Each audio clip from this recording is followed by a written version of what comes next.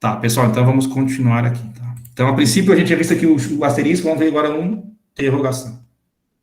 Pessoal, então o asterisco é para a gente verificar, aqui nesse caso, ele serve como qualquer sequência de caracteres, então 0 ou mais caracteres, tá? Então, nesse caso aqui, se eu der esse comando, eu vou pegar qualquer arquivo chamado de qualquer coisa, né, que tenha 0 ou mais caracteres, ponto .txt.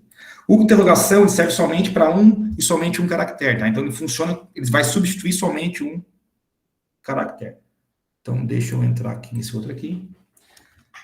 Então, por exemplo, aqui, ó, tem aqui alguns arquivos nesse diretório. ls, se eu botar ls interrogação.txt, como a gente viu anteriormente, apareceu tudo, né? Agora, se eu usar a interrogação txt, o que vai acontecer? Ele só vai me mostrar os arquivos que tem um caractere qualquer no nome e a extensão txt, ó. Então, só vai mostrar o arquivo a.txt e b.txt, porque o interrogação só vale como um caractere, tá? Se eu colocar, por exemplo, 2 interrogação, eu vou pegar um arquivo que tenha qualquer 2 caracteres no nome, extensão.txt. Então, vai ser somente o arquivo ab.txt. Tá? Então, essa é a grande diferença. O interrogação, ele substitui somente um caractere qualquer, e o asterisco, ele substitui uma sequência, né, uma cadeia qualquer de caracteres. Então, posso ter 0 ou mais caracteres, tá? Essa é a principal diferença entre eles, ok? Por exemplo, se eu coloco interrogação e, ele vai me retornar o quê? O arquivo ab.txt, né? Por quê? Porque no primeiro caractere aqui, que é a interrogação, pode ter qualquer coisa, e depois o b, eu quero que seja b, né? E depois ponto .txt. Então, essa é a principal diferença aí entre o asterisco e o ls, tá? Então, a gente usa ele bastante também para fazer filtro aí entre outras coisas. O jogo da velha, pessoal, é um comentário, assim como a gente tem em outras linguagens de comentário, né? No Shell também tem, é o jogo da velha. Então, o jogo da velha, qualquer coisa, ele vai indicar um comentário para o Shell, tá? Então, nesse caso aqui, ls asterisco, no comentário daqui, ele vai listar os arquivos iniciados por A. Então, se eu quero dar um comentário lá no meu script, para eu depois me achar, ou saber o que eu estou fazendo, é só usar o jogo da velha ou sustenido.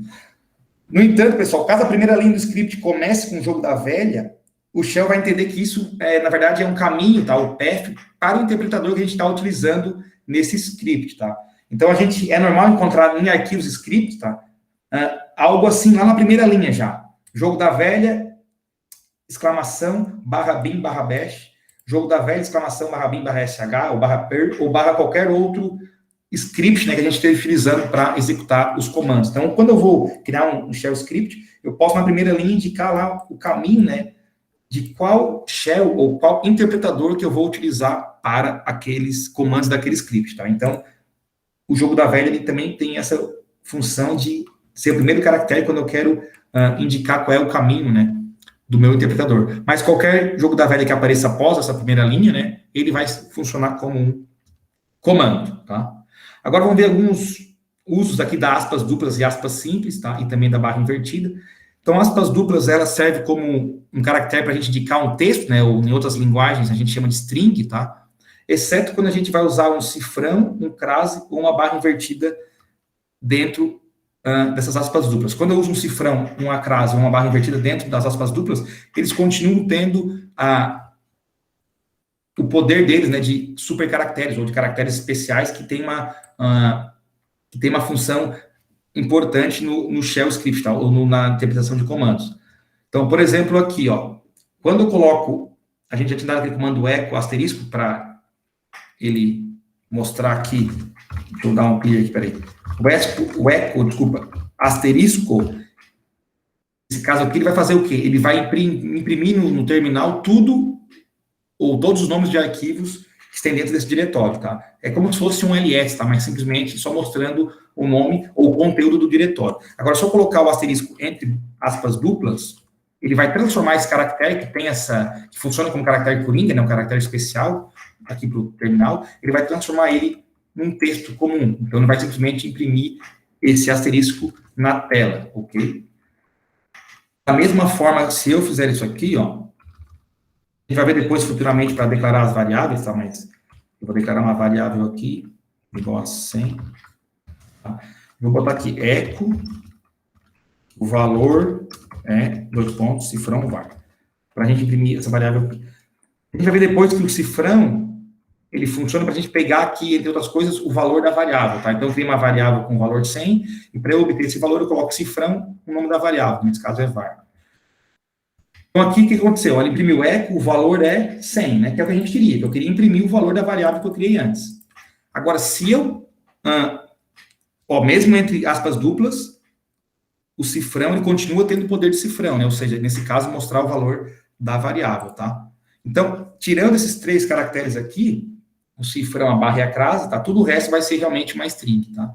Agora, quando a gente usa o apóstrofo ou aspas simples, eles são mais restritivos. Então, tudo entre aspas simples é ignorado, tá? Ele funciona realmente como um texto. Então, não importa se ele é um cifrão, se é uma crase ou uma barra invertida, que são caracteres especiais, ele vai ser transformado num caractere comum. Então, se simplesmente eu trocar isso aqui e colocar entre aspas simples, tá? O que vai acontecer? Tudo isso aqui vai ser um texto. Então, vai imprimir lá no terminal, valor é 2 pontos, cifrão var, tá?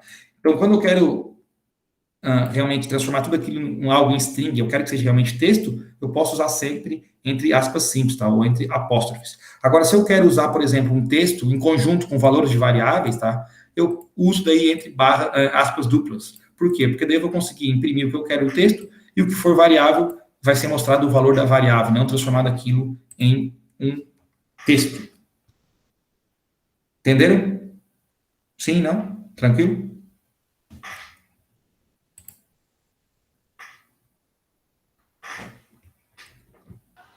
Sem problema, professor. Tranquilo? Então tá. Deixa eu aumentar um pouquinho a janela, pessoal, que tá um pouco, acho que é um pouco ruim para vocês verem ainda. Deixa eu aumentar um pouquinho mais, tá? Senão ficou muito pequenininho. Um outro caractere especial que tem, pessoal, a gente viu ali o cifrão, a gente vai ver mais depois, né? É o barra invertida, tá? O que o barra invertida faz? Ele vai ignorar somente um caractere que segue a barra invertida, tá? Então, o próximo caractere depois da barra invertida, se ele for um caractere especial, ele vai perder, entre aspas, esse poder e vai ser tratado simplesmente como um caractere qualquer, tá? Um caractere de texto. E quando a gente coloca uma barra invertida após, ao final da linha, tá? O shell, ele interpreta a barra invertida como um aviso de continuação de linha, ou seja, ele vai devolver um novo prompt para a gente continuar digitando o comando numa nova linha. Tá? Como assim? Vamos ver agora aqui. Então, vamos para o kill clear. De novo, só para a gente entender, ó, dei um eco, asterisco, ele vai printar o conteúdo dentro do diretório. Se eu der um eco barra asterisco, ó, essa barra ele vai fazer com que esse caractere asterisco, que é o caractere após a barra, ele perca os seus poderes, entre aspas. Então, simplesmente ele vai se transformar no asterisco. É como se eu fizesse isso aqui, tá? Opa, desculpa. Vou colocar o asterisco aqui entre aspas duplas, tá? Se eu coloco só, por exemplo, um comando eco e a barra, e dou um enter, a barra sozinha, ó, ela passa para uma nova linha de comando, tá? Então, eu consigo continuar o comando aqui, ó, numa nova linha. Tá? Então, se eu der o mesmo anteriormente ali, barra, dei um enter, então eu vou para uma nova linha, eu posso continuar o comando aqui. Então, eu vou dar o asterisco para fazer o mesmo comando anterior. Tá? Vai mostrar ali de novo então, a mesma coisa. E quando a gente dá um eco, por exemplo aqui, barra, barra, tá? Simplesmente eu vou imprimir uma barra, né? Porque depois... Então, como a barra é um caractere especial, mas eu coloquei 2 barras, então a primeira barra está tirando, entre aspas, o poder de caractere especial da segunda barra. E simplesmente eu vou imprimir a barra. Era como se eu estivesse fazendo isso aqui, né? Desculpa. Isso aqui entre aspas simples, né? Só imprimindo a barra, ok?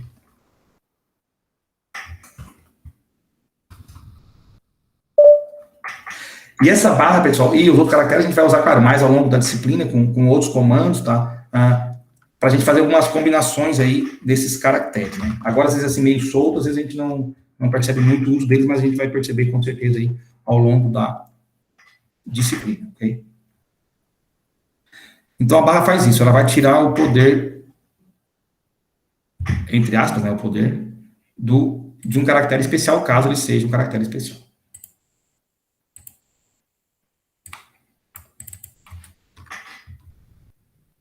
Um outro caractere especial que a gente tem é a crase, tá? Então, a crase ela é utilizada para avisar ao shell que o que está dentro, entre elas, desculpa, é um comando que a gente quer, de certa forma, dar uma prioridade para esse comando, que eu vou utilizar ele dentro de outro comando, tá?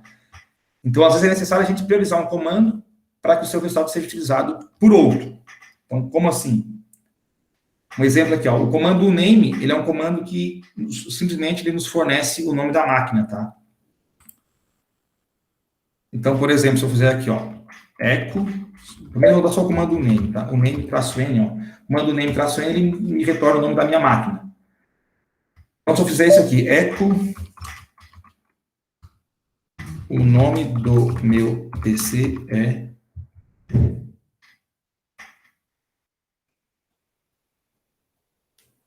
Estão ouvindo aí, né? Não caíram de novo, né? O nome do meu PC é, o name n. Então, para isso aqui funcionar, pessoal, como eu estou colocando echo, estou colocando tudo isso aqui entre aspas duplas, tá? E aí o Shell vai interpretar isso aqui como tudo texto, eu preciso colocar esse comando name-n entre crase.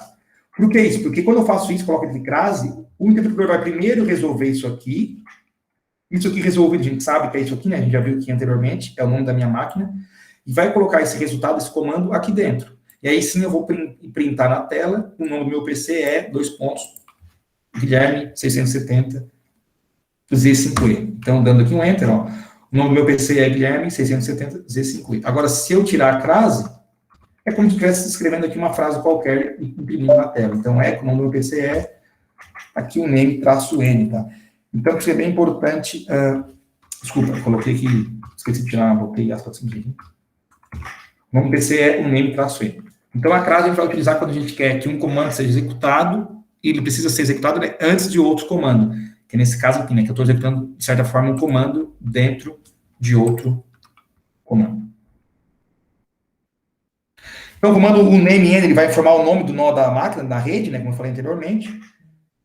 Então, no primeiro caso, a gente viu ali como ele se encontra entre classes, tá? Ele teve a prioridade de execução, foi executado primeiro, e aí, assim, o seu retorno foi jogado para dentro do comando echo, né? Já no segundo caso, como não havia crase, simplesmente ele não foi interpretado como comando, e sim simplesmente como um texto qualquer. Tá? Então, conseguiram entender aí a função da crase, né?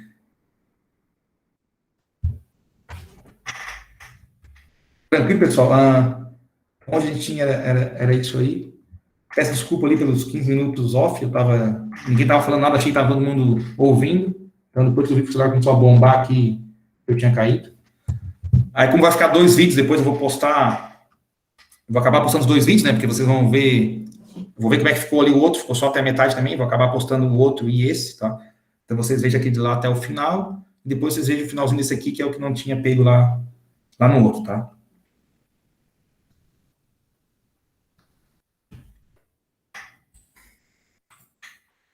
Bem, pessoal, tranquilo? Alguma dúvida? Vou baixar isso aqui, né?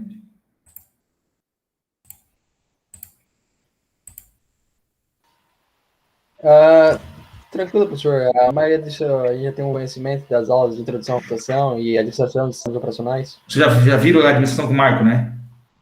É. Tá, então a maioria você deve ter visto mesmo. Tá, beleza. Você deve ter visto o grep também, acredito eu. O Marco passou bastante coisa para vocês, não? Teve bastante sobre os comandos. Tá, depois eu vou falar com ele para ver o que ele passou. Então. Tá, beleza. Então tá, pessoal. Então eu vou depois, como eu falei, desculpa aí pelos 2 vídeos, depois eu vou postar lá. Então, quem depois quiser olhar, vai estar os 2 vídeos lá no Cigar, tá? Alguma dúvida, pessoal? Tudo certo? Então eu já vou parar esse vídeo também para não ficar muito grande.